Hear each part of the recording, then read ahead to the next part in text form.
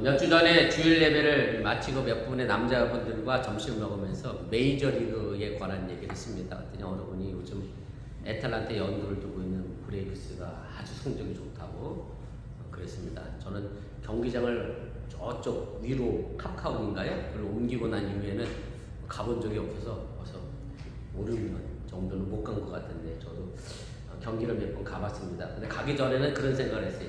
야, 더운데 거기서 그걸 왜 보고 있지? 차라리 TV를 보면서 시원한 음료수를 마시는 게 낫지 않나 이런 생각을 해왔는데요. 막상 가서 앉아보니까 물론 뭐 비싼 자리는 아니고 꼭대기 잘 보이지도 않는 자리에 앉아서 보기로 했는데 경기장에 가는 이유가 있구나, 이래서 가는구나. 응원하는 열기와 열정이 참 대단했던 적이 있었던 것을 기억을 하게 됩니다.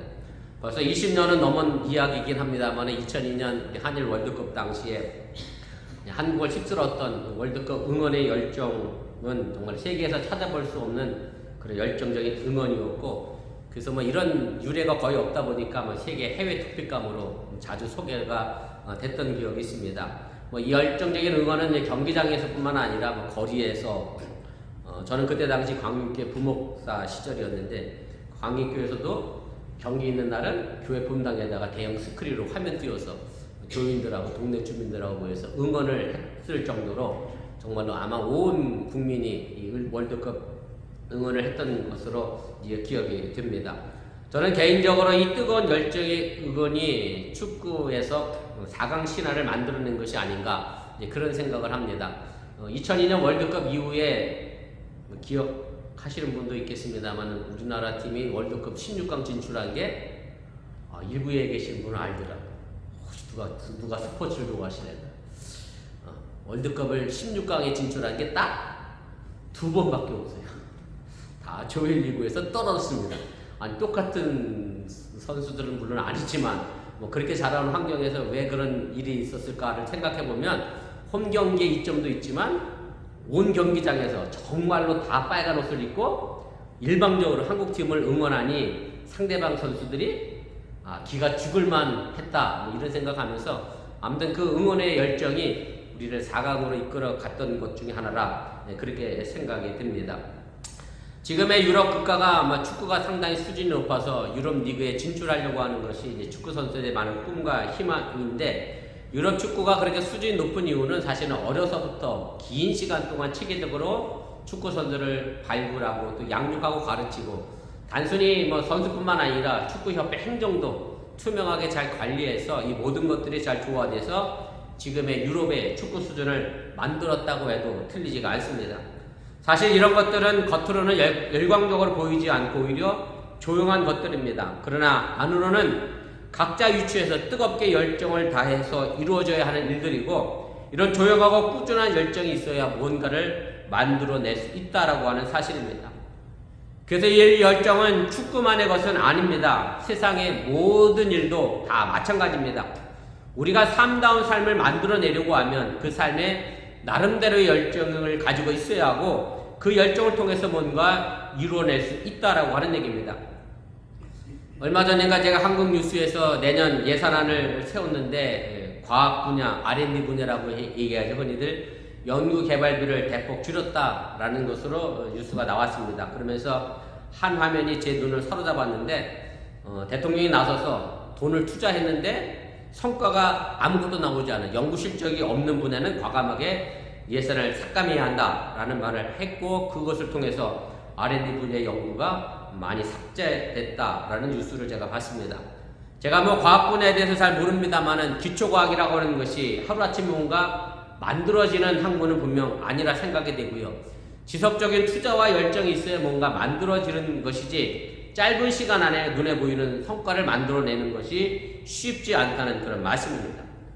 그래서 당장 눈에 보이지 않을지라도 지속적인 관심과 열정이 대한민국의 경제를 지탱해 줄 수 있는 기술을 만들어낼 수 있기 때문에 사실 R&D 분야를 예산을 삭감하는 것은 중단돼서는 안 된다라는 사실도 우리가 또한 기억할 필요가 있습니다. 레오나르도 다빈치 아주 유명한 그림이죠. 최후의 만찬은 무려 10년에 걸쳐서 이 화가가 그림을 그렸습니다. 또 미켈란젤로의 가장 유명한 작품이 있습니다. 시스테나 성당의 벽화도 아닙니다. 천정에 그렸습니다. 이 천정에 그림은 그때 미켈란젤로가 그 그림을 그리려고 4년 동안 누워서 그 그림을 그렸습니다. 뭐 높은 데 올라갔으니 내려와 밥 먹을 시간은 당연히 놓쳤을 것이고, 그 밥 먹는 시간, 식사 시간을 놓쳤다라고 하는 얘기는 그만큼 그 작품에 열정을 다해서 자신의 삶을 바쳤다라고 하는 얘기고, 결국 자기 자신을 잃어버렸다고 해도 틀리지 않다라고 하는 얘기입니다.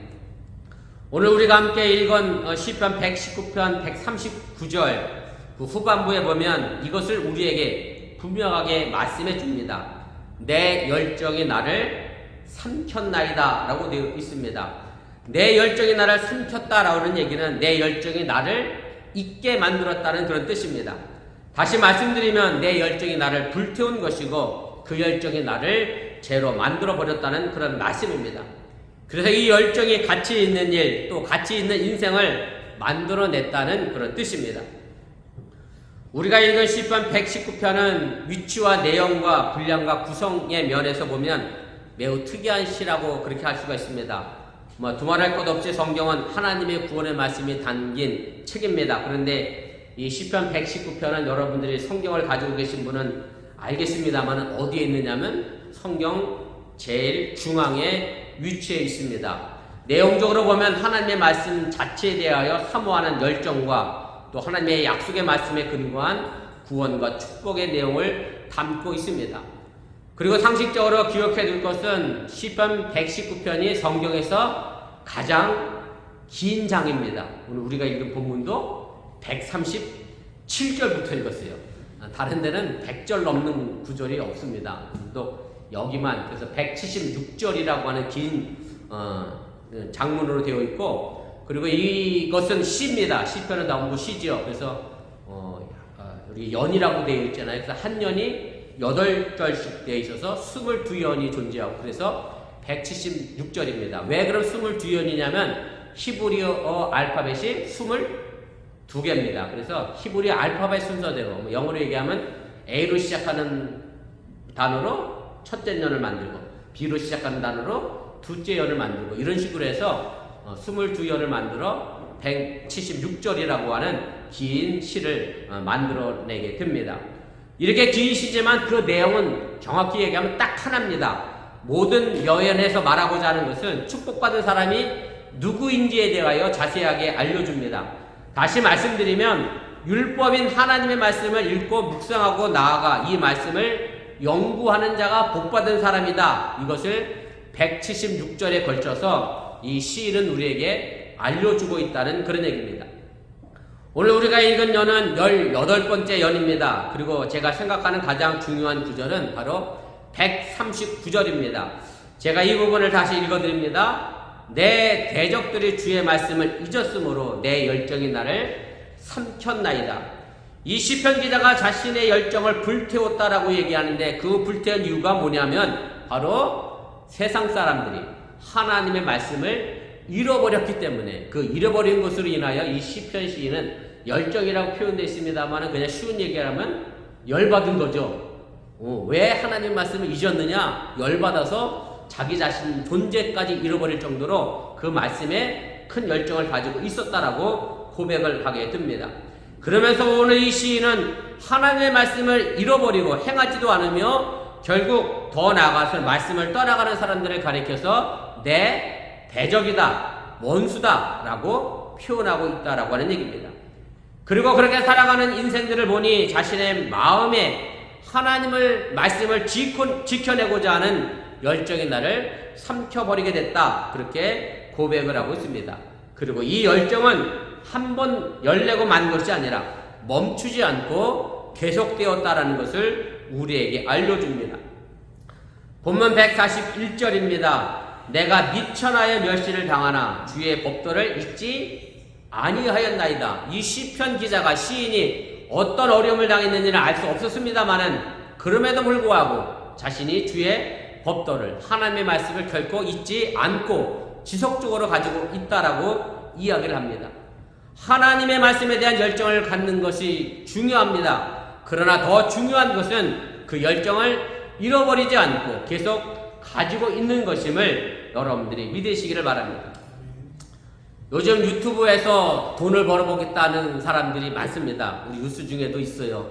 자기가 유튜버로 직업하겠다고 오늘 아침에도 물어봤더니 자기가 할 거래. 그래서 근데 저도 유튜브를 가끔 봅니다만은 그게 쉬운 일은 결코 아닙니다.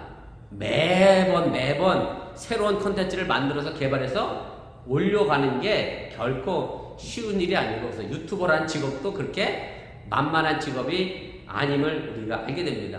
똑같은 내용을 반복해서 올리면 결국 조회수가 안 나오고 결국 아무것도 이뤄낼 수 없기 때문에 그렇습니다. 우리의 신앙도 마찬가지입니다. 하나님에 대한 말씀을 사랑하는 마음을 갖는 것 중요한데, 정말 더 중요한 것은 그것을 잃어버리지 않고 내 일평생 하나님의 나라에 갈 때까지 그 말씀을 간직하고 그 말씀에 대한 열정을 갖는 것이 중요하다라고 하는 얘기입니다.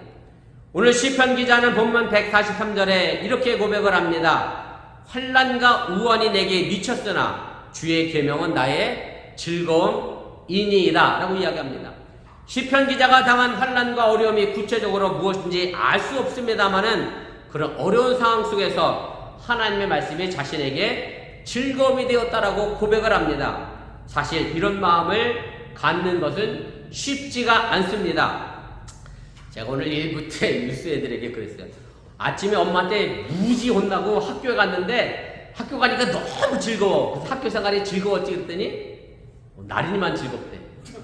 나린이가 엄마한테 혼나도 저 학교 가면 친구들하고 만나면 즐겁대. 그랬더니 다른 뉴스가 뭐랬냐면 너만 이상한 거야. 엄마한테 혼났는데 왜 즐거워? 엄마한테 혼나고 즐거우면 좀 이상하긴 하죠. 아무튼 뭔가 어려운 일이 있는데 하나님 말씀이 내게 즐거움이 됐다.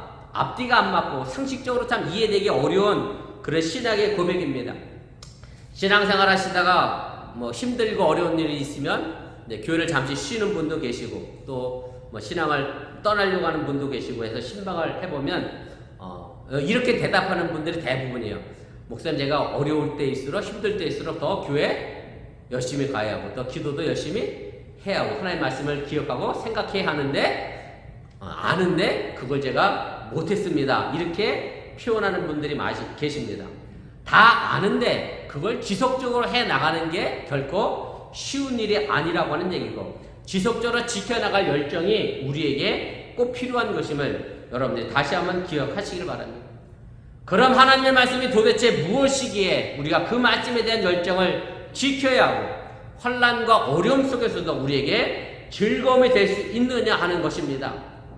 이것은 우리가 구약성경 에스겔서 2장 9절부터 3장 3절까지 말씀에 보면 에스겔 예언자는 바벨론 포로의 위기 속에서 고난받는 이스라엘 민족에게 하나님의 말씀을 이렇게 전달하고 있음을 보게 되는데, 거기에 그 이유가 담겨져 있음을 여러분들이 깨달으시길 바랍니다. 좀 깁니다마는 여러분들이 함께 좀 읽어보도록 하겠습니다. 내가 보니 보라, 한 손이 나를 향하여 펴지고 보라, 그 안에 두루마리 책이 있더라. 그가 그것을 내 앞에 펴시니 그 안팎에 글이 있는데 그 위에 애가와 애곡과 재앙의 말이 기록되었더라. 또 그가 내게 이르시되 인자야, 너는 발견한 것을 먹어라. 너는 이 두루마리를 먹고 가서 이스라엘 족속에게 말하라 하시기로 내가 입을 벌리니 그가 그 두루마리를 내게 먹이시며 내게 이르시되 인자야, 내가 내게 주는 이 두루마리를 내 배에 넣으며 내 창자에 채우라 하시기에 내가 먹으니 그것이 내 입에 달기가 꿀 같더라.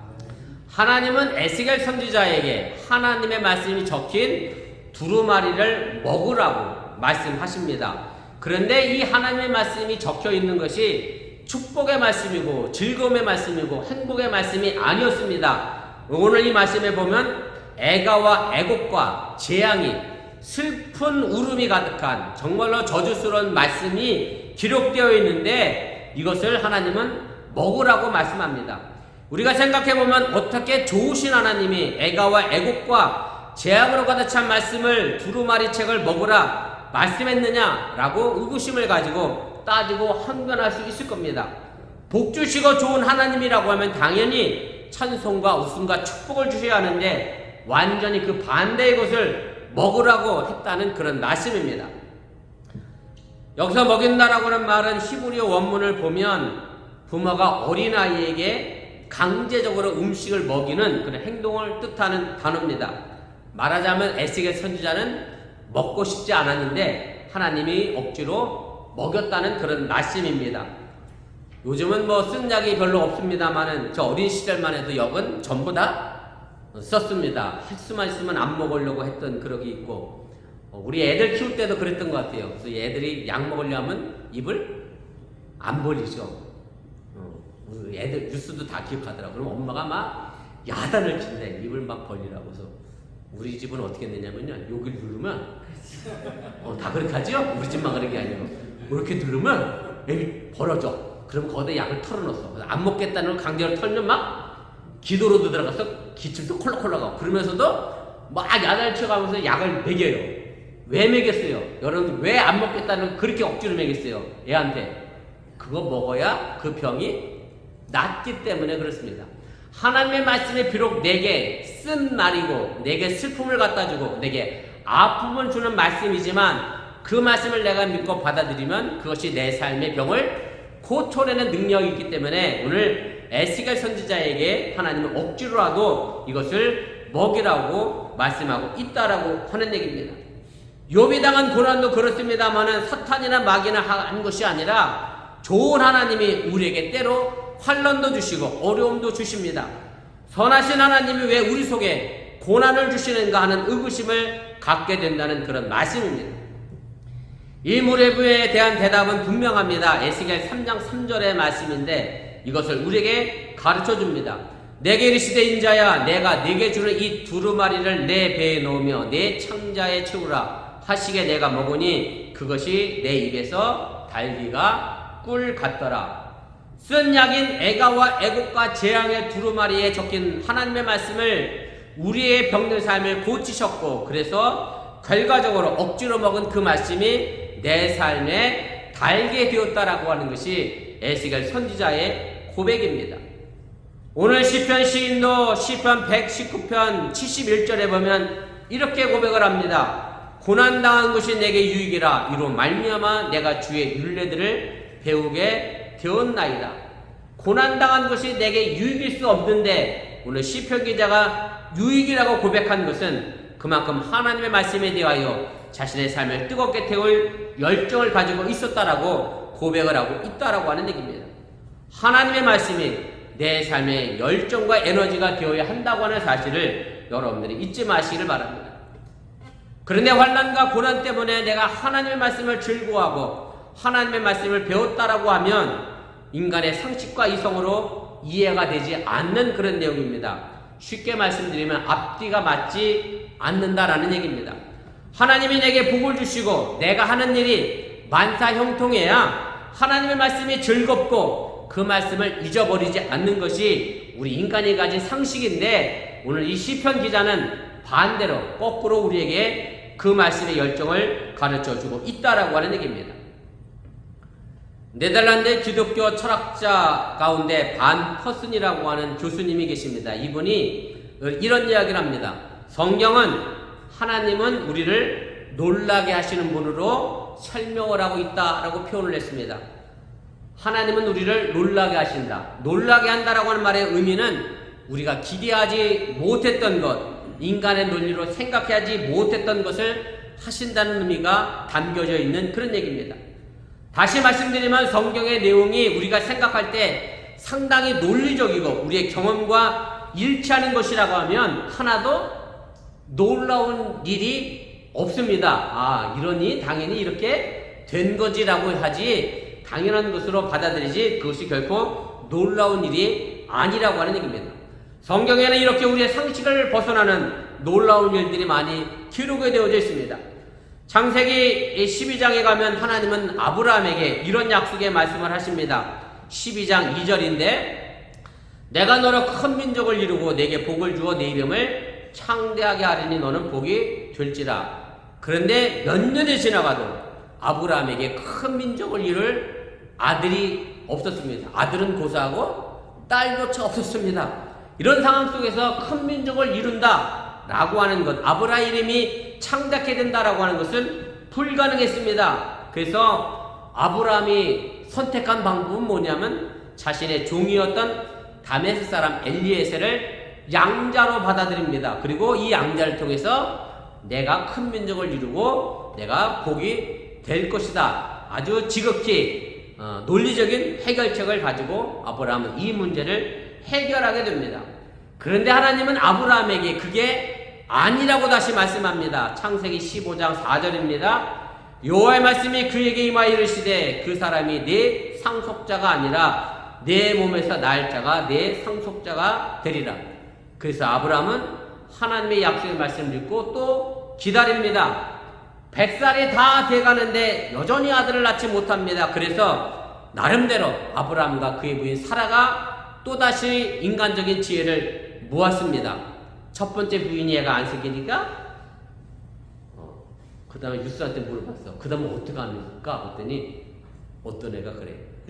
또 다른 부인을 얻었어요? 깜짝 놀라더라고요. 요즘은 있을 수 없는 얘기지만 옛날에 그랬습니다. 지금도 무슬림 국가는 일부 다쳐지긴 합니다만 아무튼 그래서 인간적인 방법으로 또 다른 부인, 두 번째 부인을 얻었습니다. 사라의 몸종인 하가를 데려다가 아들을 낳습니다. 이스마엘이라고 하는 아들을 낳습니다. 그리고 이 이스마엘이 나를 위해 큰 민족을 이루고 내가 복이 될 것이다. 자신의 나름대로 인간적인 지혜와 방법을 모아 그 문제를 해결해 갑니다.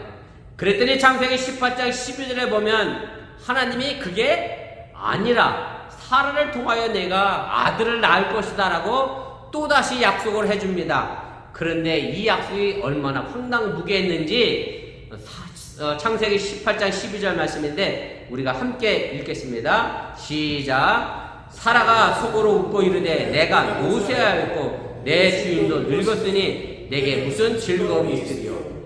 도저히 내 남편도 늙었고 나도 늙어서 자식을 낳을 수 없는데 그러니 웃음이 날 수밖에 없는 상황입니다. 아들을 낳는다고 해서 좋아서 웃음이 아니라 이건 말도 안 되는 황당한 것이기에 헛웃음이 난 것이 사라의 웃음이었습니다. 도저히 이럴 수 없는 웃음이었기 때문에 우리식으로 얘기하면 하나님이 진짜 웃기시는구나 이렇게 웃은 것이 사라의 웃음이었다라고 하는 얘기입니다. 그리고 실제로 아들을 낳고 그 이름을 이삭이라고 지었습니다. 이삭이라고 하는 이름의 뜻은 웃음입니다. 그 웃음 그대로 그의 아들의 이름이 지어지게 됩니다.